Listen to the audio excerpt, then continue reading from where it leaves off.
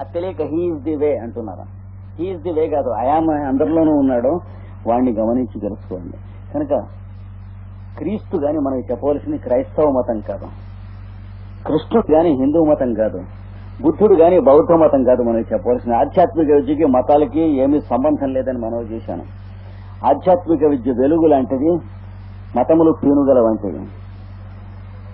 అంటే మనవాళ్ళు పరాయి వాళ్ళు అని చెప్పి దడిగట్టుకుంటానికి సహాయం చేసి వినాశానికి దారితీసేవి మతములు. కనుక అవతారమూర్తులు, పరమ పవిత్ర మూర్తులు దిగి వచ్చినప్పుడు మతాలు చెప్పలేదు, వెలుగుని ఇచ్చారు. కానీ కృష్ణుడు వచ్చి ఇచ్చినా వెలుగునే ఇచ్చాడు, హిందూ మతం ఇవ్వలేదు. పురాణాల్లో గాని, వేదాల్లో గాని, ఉపనిషత్తుల్లో గాని, ఇతిహాసాల్లో గాని హిందూ మతం అనే పేరు ఎక్కడన్నా మీరు చూపించినట్లయితే నమ్మచ్చు. ఎక్కడా లేదు, మతం లేదు. పాశ్చాత్యులు మన దేశం మీద దండయాత్ర మునుపు దిగి రాక మునుపు మతం అనేటువంటి పేరు ఈ భూమి యందు లేదు. వేద ధర్మము, సనాతన ధర్మము, శాశ్వత ధర్మం అనేటువంటిది ఒక్కటే మనకు ఉన్నది. అది యూనివర్సల్, అంటే సకల మానవ జాతికి సంబంధించినటువంటిది. మహానుభావులు ప్రపంచంలో ఎక్కడ ఎవరు పుట్టినా దాన్నే చెప్పారు. అది భారతీయులది కాదు, ఇంకోళ్ళది కాదు, వాళ్ళది కాదు. కనుక ఇది వేదమతం అంటారు, దీన్ని సనాతన ధర్మం అని అంటారు. దీనిని వాక్కుగా ఇచ్చినటువంటి వాడు ఆ వాక్కుని ఏమన్నాడంటే బయటికి ప్రకాశించుట, లోపల ఉన్నటువంటి భగవంతుని యొక్క వెలుగు బయటికి ప్రకాశించుట అని అన్నారు. దానికి ఏమన్నారంటే భా అని పేరు పెట్టారు. ఆ ప్రకాశించడానికి, ఆత్మ బయటికి ప్రకాశించడానికి భా అని పేరు పెట్టి దాని యందు ఆసక్తి, భక్తి, శ్రద్ధ ఉంటే రతి అంటారు దాన్ని.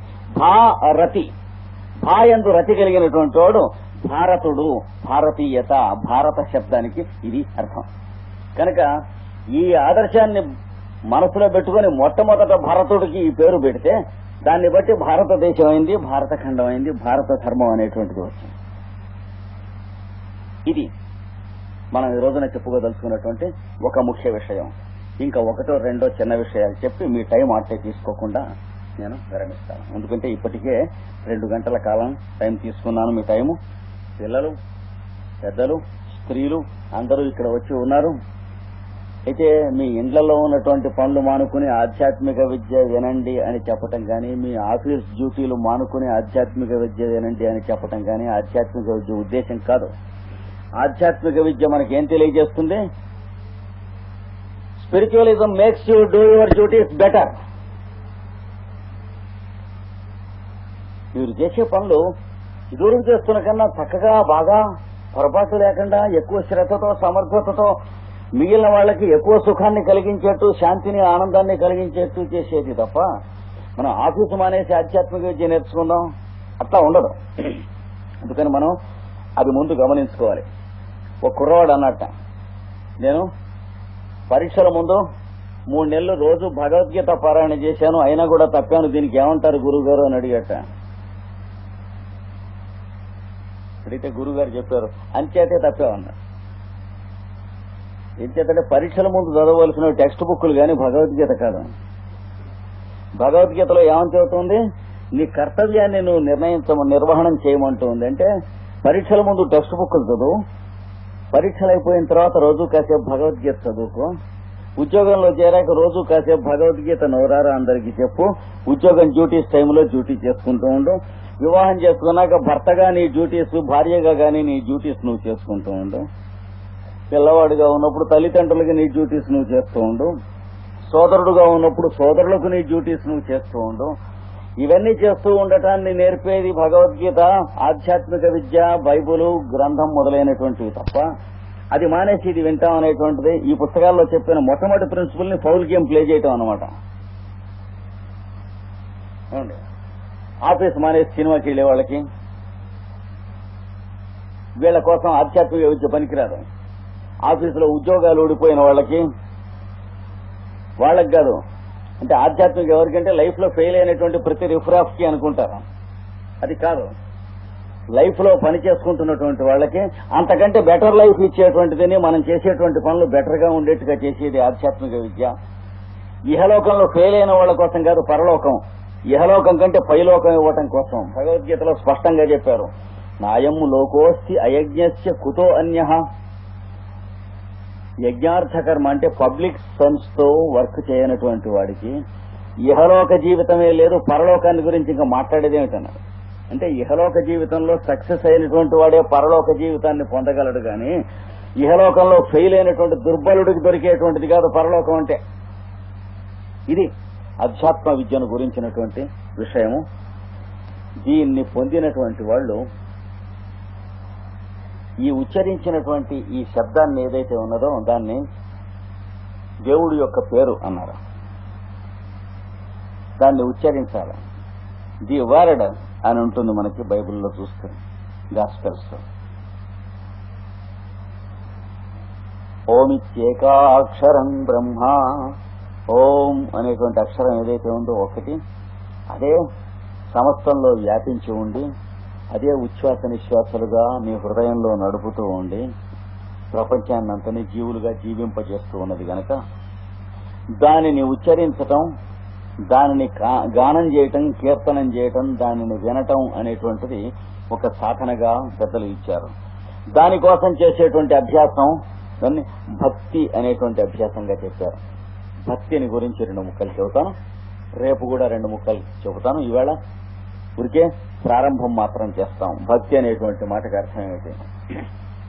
భక్తి అనే మాటకి, ప్రేమ అనే మాటకి ఏమర్థం ఉన్నదో భక్తి అనే మాటకి అదే అర్థం ఉన్నది. కాకపోతే ప్రేమ అనే పదాన్ని మనం మిస్ఫిట్ గా వాడతాం కనుక దాని సరైనటువంటి అర్థం మనకు తెలియదు. We use the word love, the same meaning we have for the word devotion, భక్తి.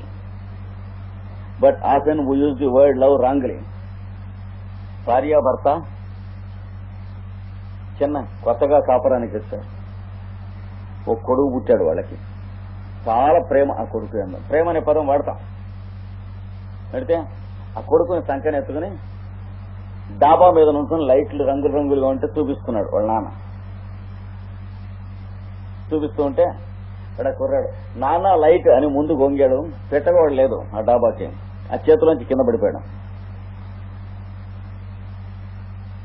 ఆ తల్లిదండ్రులు ఓయ్ నైనో అని పెద్దగా అరిచి గబగబా మేడ నుంచి కిందికి దిగెళ్లారు కానీ వాడు పడిపోతే వాడితో దూకలేదు. ప్రేమ అంటున్నాం, ప్రేమేనా? ప్రేమ అనే పదం కదా వాడేది ఇక్కడ. మనం సిగ్గుండాలి వాడటానికి. కరెక్ట్. మనం ప్రేమ అనే వాడే పదం ప్రేమ కాదు. అంటే మనం మన ప్రాణం మీద ఎంత స్వార్థంగా ఉండి వాడి మీద మనకున్నది ప్రేమని వాడుతున్నాం. 2 కాళ్ళు జంతువు అయి పుట్టి కూడా అవి ఎవడన్నా దూకి తీస్తే 10 రూపాయలు ఇస్తా ఉంటారు, కాకపోతే 100 రూపాయలైనా ఇస్తా ఉంటారు. వీడెందుకు ప్రతివరవా ఇస్తాడు, దారిపోయాడు 100 రూపాయలు. అది కాదు కావాల్సింది. కానీ దీన్ని అంతనే ప్రేమని పిలవకండి అయినా అన్నాడు. ప్రేమ పదం అర్థం వేరు, మీరు తెలియక పిలుస్తున్నారంటే అన్నాడు. అసలైనటువంటి ప్రేమ అందుకనే సా తస్మిన్ పరమ ప్రేమ రూప. ప్రేమ వేరు, పరమ ప్రేమ వేరు. పరమ ప్రేమ రూపం అయినటువంటిది భక్తి అని అంటారు. ప్రేమ కలిగి ఉంటే ఎదుటి వాళ్ళ యందు వాళ్ళ నుంచి నువ్వేమి ఎక్స్పెక్ట్ చేయనటువంటి స్థితి ఉంటుంది. అంతగా ప్రేమిస్తూ ఉంటే వాళ్ళు నేను చెప్పినట్టు నడుచుకుంటాం లేదంటే నాకు ఒళ్ళు మండిపోతుంది, అది ప్రేమ. పక్కవాడితో మాట్లాడొద్దన్నాను, తనకేం తక్కువ చేశాను మా ఫ్రెండ్కి, అవతల ఇంకోటితో మాట్లాడొద్దన్నట్ట. నేను ఇంతగా వాడిని ప్రేమిస్తూ ఉంటే వాడు వాడితో ఎందుకు మాట్లాడతాడంట. ఇది జలసీ అంటారా, ప్రేమ అంటారండి దీన్ని? వాడు ఎంతో ప్రేమగా చూశాను, వాడు లేనిది నేను ఎక్కడికి వెళ్ళటం లేదు, అలాంటిది నాతో చెప్పకుండా స్నేహితుడితో సినిమాకి వెళ్ళాడు వాడు. మనసు దిగులైపోయింది. ప్రేమ అంటారా? పొజెసివ్ ఇన్స్టింక్టా ప్రేమ ఇది? కనుక ప్రపంచంలో దుఃఖాన్ని ఏ స్థితిలో కలిగించినా అది ప్రేమ కాదు. మరి పిల్లల్ని మనం పొజెస్ చేద్దామని అనుకుంటాం. వాళ్ళ మీద మనకు ఉన్నటువంటి we try to possess children, we try to command them and demand from them certain things. Are we justified? We are here only to guide them, to give them discipline and be kind to them and see that they develop and they surpass us in their virtues. పిల్లలు పెద్దవాళ్ళు అయితే పిల్లల్ని పెంచడంలో తల్లిదండ్రులు ఎందుకున్నాం? మనం చెప్పిన మాట వినకపోతే తావగొట్టడం అనేటువంటి జంతు స్థితి కోసం ఉండలేదు. మనకు చెప్పిన మాట వాడు ఎందుకు వినాలి? వాడు వినవలసిన మాట మనం చెప్పేందుకు ముందు మన దగ్గర ఉండాలి. అప్పుడు వింటాడు. మనం ఏం చేయక్కర్లేదా? మన దగ్గర నేర్చుకునేందుకు ఏమన్నా మన దగ్గర ఉండాలి కదా. మనం తెల్లలేస్తే వాడు నిద్ర లేవకముందు ఆఫీస్కి వెళ్తూ ఉంటాడు. అది అయిపోయిన తర్వాత సాయంత్రం ఆఫీస్ వదిలిపెట్టిన తర్వాత క్లబ్కి వెళ్ళి చేట్ల ప్యాక్ ఏడుస్తూ ఉంటాడు వాడు. అంటే ఇందులో ఏది కాపీ చేయాలి మన దగ్గర వాడు? ఏమండి, ఏదో రాత్రి తెల్లవారులు ఏవో కూర్చుని పాలిటిక్స్ మాట్లాడుకుంటూ ఉంటాం. ఇదేనా వాడు మన దగ్గర నేర్చుకోవాల్సింది? మన దగ్గర నేర్చుకోవాల్సింది ఉన్నప్పుడు తప్పనిసరిగా వింటాడు మనం చెప్పింది. అది మన దగ్గరే ఉంటుంది. విద్యార్థులు ఏదో గొడవ చేస్తున్నారట, నినాదాలు చేస్తున్నారట, గందరగోళాలు చేస్తున్నారట, స్కూళ్ళకి వెళ్ళటం లేదట, కాలేజీకి వెళ్ళటం లేదట, పట్టాలు తీసేస్తున్నారట, బస్సులు తగలబెడుతున్నారట. ఎందుచేత? మన పిల్లలు కాబట్టి అని మనకు గుర్తుండాలి. Let us not be ashamed of accepting this. They are doing all wrong things because they are our children and we have done something wrong. వాడు గోల్డ్ మెడల్ తెచ్చుకున్నప్పుడే నా కొడుకు అని అనుకుంటా. కుర్రవాడికి యూనివర్సిటీలో గోల్డ్ మెడల్ వచ్చిందంటే మై సన్, లేదా in spite of being our son he got a gold medal. అది గమనించుకోవాలి. So we are at fault. When the child is mischievous, the parent is at fault. When the student is mischievous, the professor is at fault. And we are already parents and professors who were brought up by professors and parents who were at fault. 2-3 తరాలు వెళ్ళిపోయింది. మన ప్రొఫెసర్లే ఎలా పెంచబడ్డారు, మన తల్లిదండ్రులే ఎలా పెంచబడ్డారు, వాళ్ళ చేత పెంచబడ్డవాళ్ళం మనం. కనుక పిల్లల్ని వాళ్లలో ఉన్న దైవాన్ని చూసి జాగ్రత్తగా మనం పెంచుకుని వస్తే భక్తి అంటే ఏమిటో తెలుస్తుంది, ప్రేమ అంటే ఏమిటో తెలుస్తుంది. కనుక పరమ ప్రేమ యొక్క స్వరూపం తెలియాలంటే తల్లికి బిడ్డకి మధ్య ఉన్న సంబంధం, భగవంతుడికి జీవుడికి మధ్య ఉన్న సంబంధం. 3 మెట్లు చెప్పారు. ఆ 3 మెట్లు ఊరికే వేళ మెన్షన్ చేసి రేపు మీకు వివరణ చేస్తాను. ఆ మొదటి మెట్టు ఏమిటంటే పితేయో పుత్రస్య, కొడుక్కి తండ్రి ఎలాగా తయారు చేసి తీసుకురావాలో, కొడుకుని తండ్రి ఎలా చూడాలో అది నేర్పేటువంటి వాడు అంతర్యామి అయిన భగవంతుడు మనందరిలో ఉండి, మనం వాడికి పిల్లలుగా ఉండి వాడి మన తండ్రిగా ఉన్నాడు. చేస్తే చంపుతున్నాడు వాడు. మనం ఒప్పులు చేయడానికి కావలసినటువంటి తప్పొప్పులకు సంబంధించినటువంటి కర్మఫలం అనేటువంటిది ఒకటి పెట్టి, మనం చేయకూడదు చేస్తే దానికి ఆ చేసినందువల్ల మనమే బాధపడటం అనేటువంటిది సహజంగా ఉండి వాడేం బాధ పెట్టాడు మనని. కనుక ఏది చేయవచ్చో ఏది చేయకూడదో కాలక్రమంలో మనమే తెలుసుకునేందుకు కర్మఫలములను ప్రకృతిలో ఏర్పాటు చేసి ఉంచాడు. అన్ని కథల్లోనూ ఉన్నాయి. దేవుడికి 2 పిల్లలు ఉన్నారు. ఒకడు ఆస్తి పంచుకుని తెంచుకుని వెళ్ళిపోయినట్ట, ఓడు తండ్రి దగ్గరే పనిచేస్తున్నట్ట. మనకు బైబుల్లో కథ ఉంది. ఆ పంచుకుని తెంచుకుని వెళ్ళిపోయినటువంటి వాడు నానా ఆగచాట్లు పడి మళ్ళీ తిరిగి వచ్చాడు. అన్ని అయిపోయిన తర్వాత తిరిగి వచ్చిన తర్వాత వీడు ఇలా చేశాడు, వీడు తిరిగి వస్తే నేను రాణిస్తానా అని అనుకోడు ఆ తండ్రి. ఈ తండ్రులు ఎవరన్నా అనుకుంటే అనుకోవచ్చు. ఎందుకంటే తప్పులు పట్టేవాడు తండ్రి అవడం, తప్పు చేసినటువంటి వాడిని ఒప్పులోకి మళ్ళీ ఆకర్షించేవాడు తండ్రి అవుతాడు. అమృతమయమైనటువంటి హృదయం, దానికి కావలసినటువంటి సాధన పేరు భక్తి అని చెప్పారు నారదుల వారు. భక్తి అంటే ఏమిటో, భక్తి సాధన అంటే ఏమిటో, అది ఎలా చేయాలో దాని గురించి వివరంగా రేపు చెప్పుకుందాం. ఇప్పటికే మీ సమయం చాలా తీసుకున్నాను.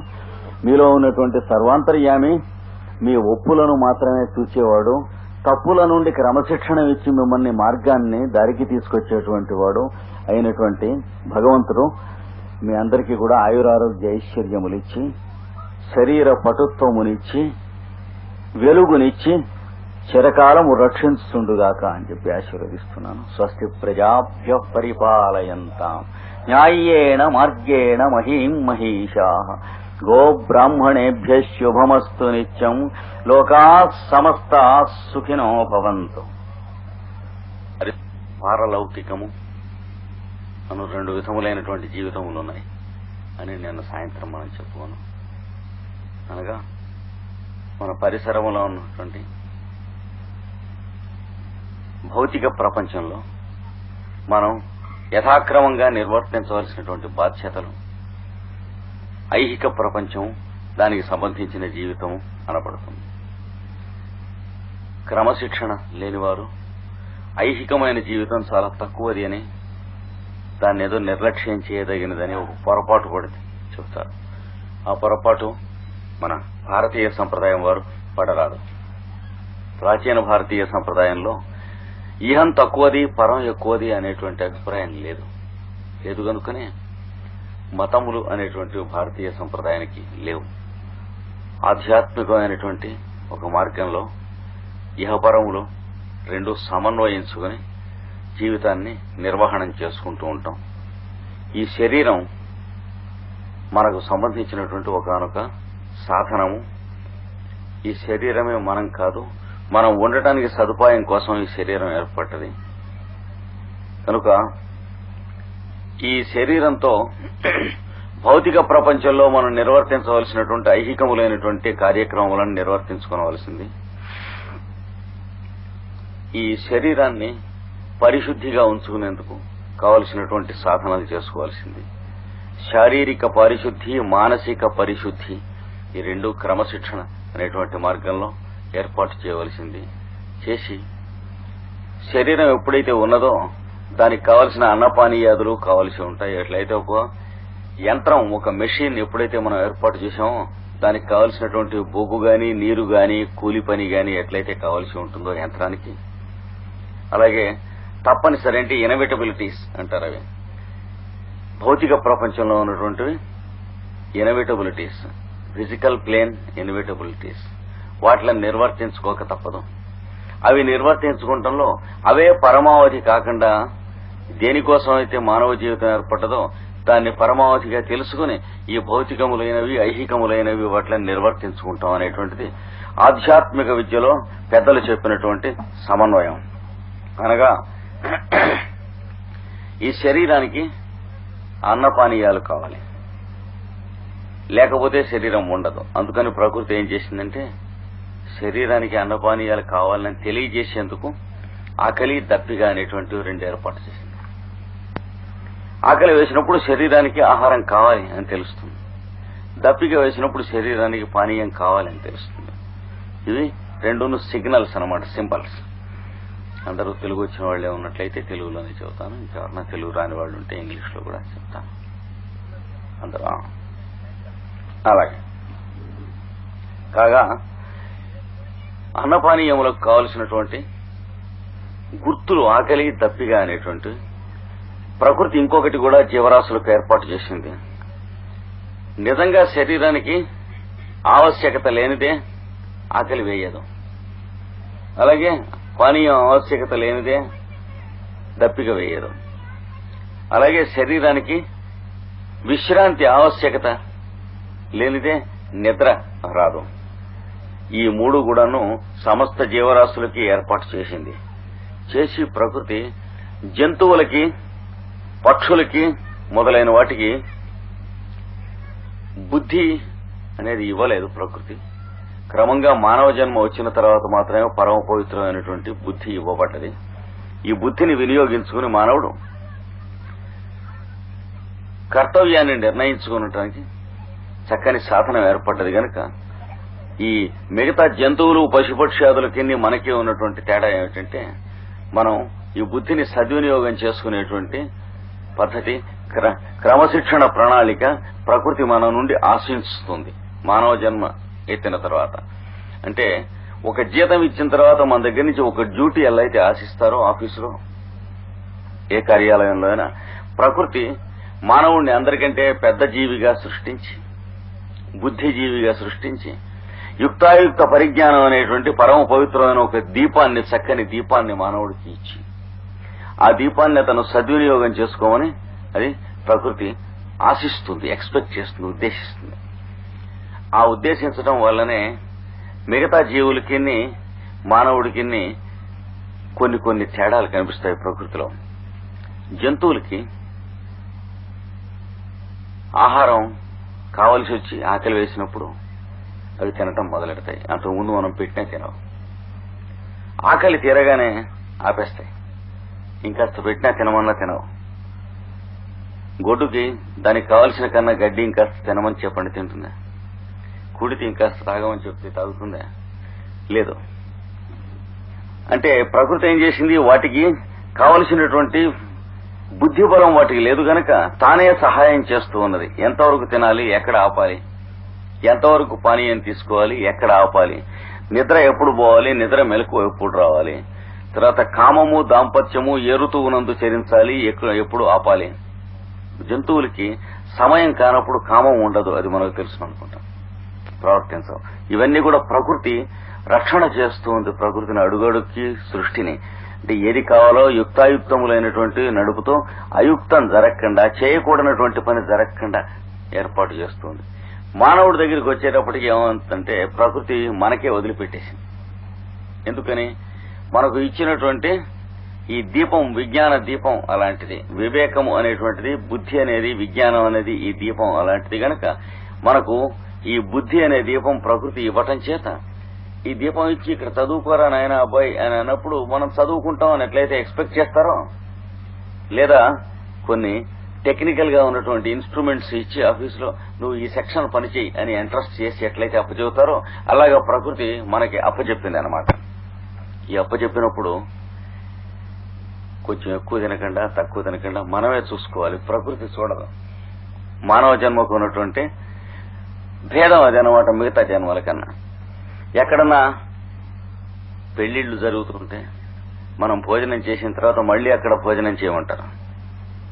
లేదా డిన్నర్లు జరుగుతూ ఉంటే ఫ్రెండ్స్ ఎవరన్నా ట్రాన్స్ఫర్ అయ్యి వెళ్లిపోతూ ఉంటే, లేదా కొత్త ఫ్రెండ్ ట్రాన్స్ఫర్ అయ్యి మన ఊరు వచ్చినట్లయితే మనకి మీరు కూడా అటెండ్ అవ్వండి అంటే నాకు ఎప్పుట ఆకలి వేయటం లేదు, ఒంట్లో బాగోలేదు అని అంటే, లేదా నేను భోజనం చేశానంటే, అలా అనకూడదు, నలుగురు ఇక్కడ చేరుతున్నారు మీరు కూడా దీంట్లో సదుపాయం కదా అనేటప్పటికీ మనం మానవుడు ఏం చేస్తాడు, ఇంకో ముద్ద ఎక్కువ తింటాడు, బాగుంది ఆహారం అని, లేదా ఇంకా తినండి అని ఎవరన్నా బలవంతం చేస్తే ఇంకా తింటాడు. లేదా ఒక మాట తిన్న తర్వాత చాలా మంచి అత్యావశ్యకమైనటువంటి అవకాశం ఉన్నట్లయితే ఏదన్నా పెళ్లిళ్లు కార్యాలు కరాలు ఉంటే బాగుండదు, నలుగురితో మళ్లీ కూర్చుని భోజనం చేద్దామని చేసిన పరిస్థితులు ఉంటాయి. ఇలాంటివన్నీ కూడా ఆహారమునందు, పానీయమునందు, నిద్ర యందు ఒక్కొక్కప్పుడు మానవుడు కొంచెం అక్కర్లేకుండా ఎక్కువ నిద్ర కూడా పోవటం అవకాశం ఉంది. లేదా ఒక్కొక్కప్పుడు చీట్ల పేక మొదలైన ప్రోగ్రాంలు పెట్టుకుంటే నిద్ర పోవలసినటువంటి టైంలో పోకుండా ఉండేటువంటి అవకాశం ఉన్నది. అంటే